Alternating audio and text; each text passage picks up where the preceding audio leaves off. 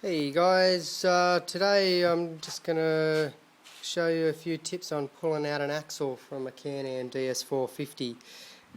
It's pretty simple. Can-Am have done some really good engineering designing the axle. There's no stupid little clips that'll fail on you and things like that. It's all pretty good.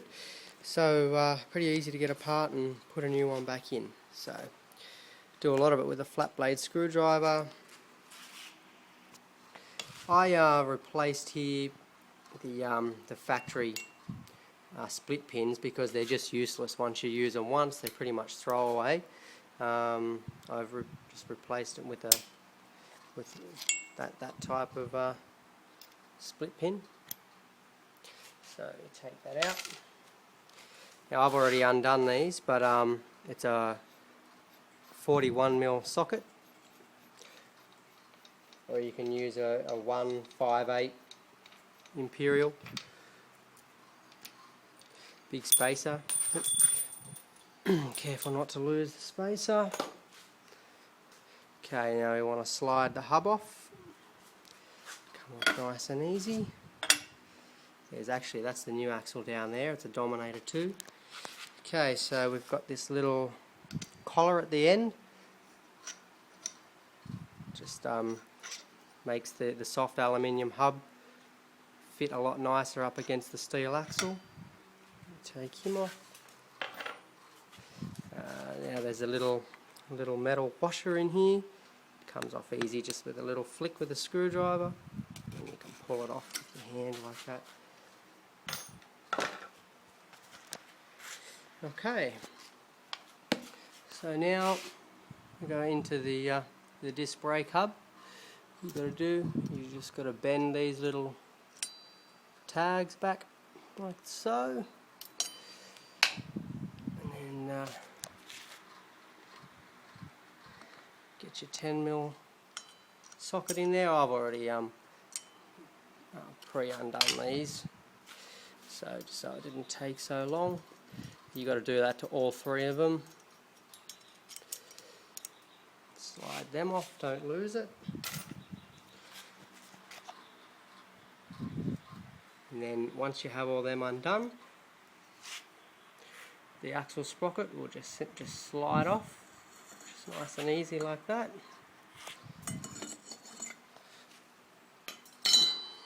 Okay, I have this up on a really high stand, which makes it a lot easier, but you can do it down low.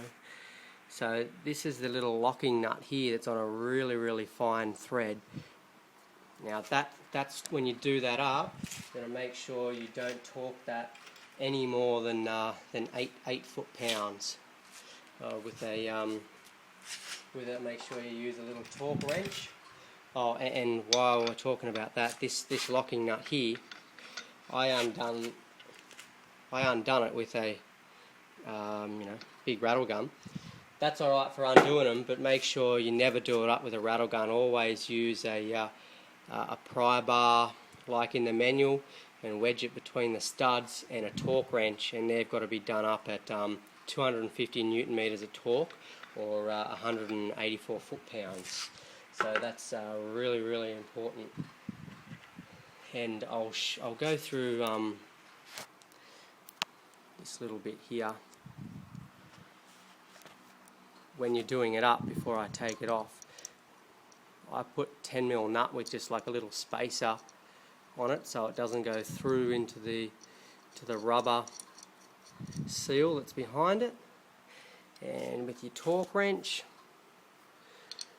you have it in there. And I've got mine set on 8 foot-pounds.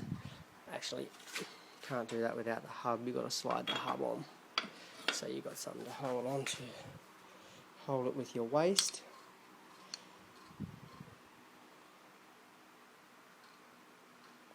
And then you can just see it starting to move there.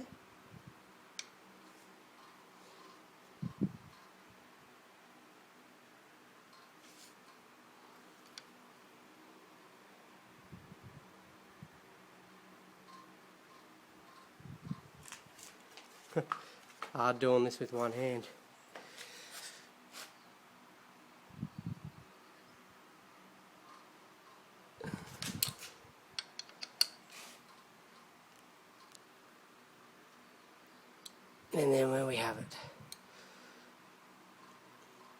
8 foot-pounds.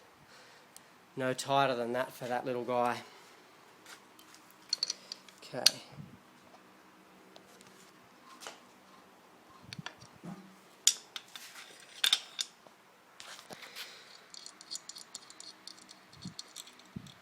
So that's for doing it up. And then what we can do is you just get a little hammer, just on these bits here, just give it a little light tap.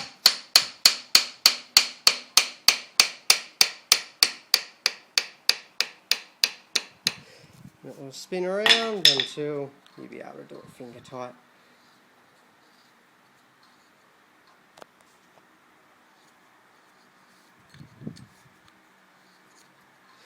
It takes a little while to undo this because it's such a fine thread.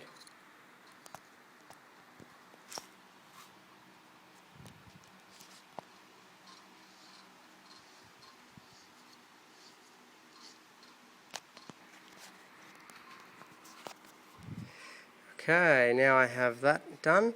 You can pull that off too. Now just be careful because in the front of it here there's a little O-ring. I don't want to damage that, so bring it forward a little bit and push it back. And there it is there. Now just slide the O-ring off. Not to lose it.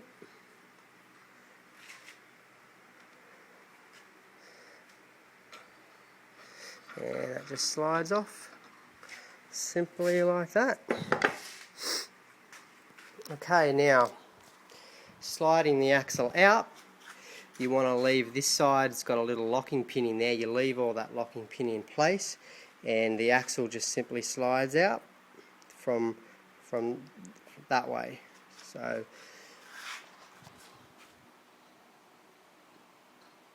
you can see it there moving. There's a nice big gap in here. Just take it easy, try to clean all the dirt and muck and grime off there before all that comes out if you can, so it makes it a lot cleaner and the crap doesn't get stuck in the bearings and the rubbers when you slide it back in. So that's basically it. Then you just slide your new axle in that way and do the reverse of the procedures I just showed you.